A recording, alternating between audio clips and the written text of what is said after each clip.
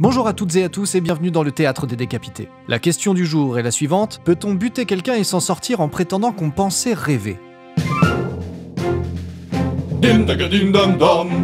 Voici l'histoire de Sigismond, un pauvre type entouré de bouffons,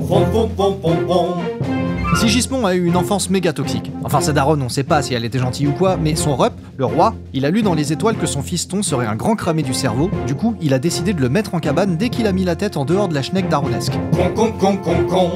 Seulement voilà, maintenant le vieux croulant va pas tarder à canner. Alors il dit à Astolphe, qui est son jeune neveu pressenti pour devenir le nouveau gros bonnet du royaume: attends, en fait, j'ai possiblement chié dans la colle avec mes histoires d'étoiles, je vais organiser une sorte de stage pas payé d'une journée et mitonner le gamin. Et là, son rep, le roi, sans faire exprès, il vient de chier le concept de toute la culture télévisuelle du turfu. Une sorte d'ange de la télé-réalité à la ferme, mais inversé, puisqu'il s'agit de faire sortir un tolard pour lui faire vivre ma vie de grand pacha de la pègre royale et épais dans des draps de satin pendant un soleil entier. Si le com se comporte bien, on lui déroule le tapis rouge, puis s'il fait ça à la zob, et ben retour au placard sans sommation.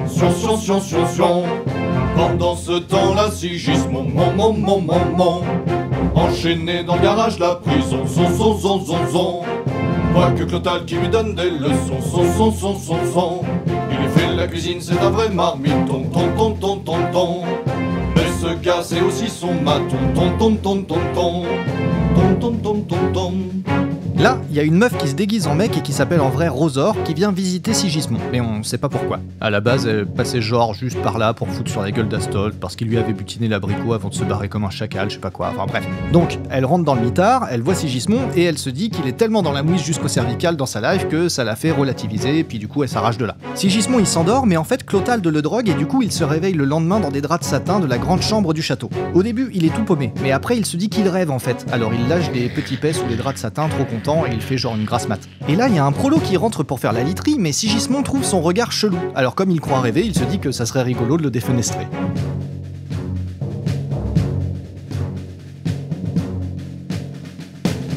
Puis, Rosor passe encore par là, décidément, mais avec une jolie robe cette fois. Donc Sigismond, il tente sa chance trop vaillamment et fait une tentative de viol sur elle. Heureusement, Clotalde s'interpose et dit à Sigismond d'aller se faire téter les yeux ailleurs. Non. Son rep, le roi, rentre dans la chambre à ce moment-là. Sigismond, il est super vénère, alors il fait des doigts à tout le monde. Son daron est trop dépité et il renvoie son fiston en prison.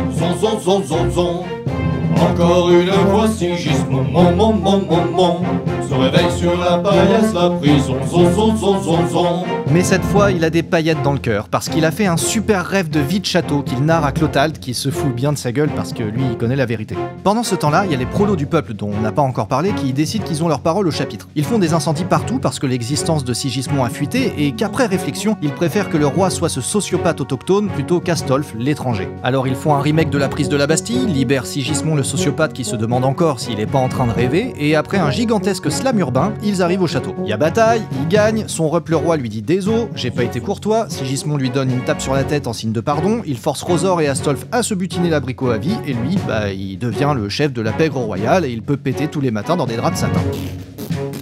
Et voilà.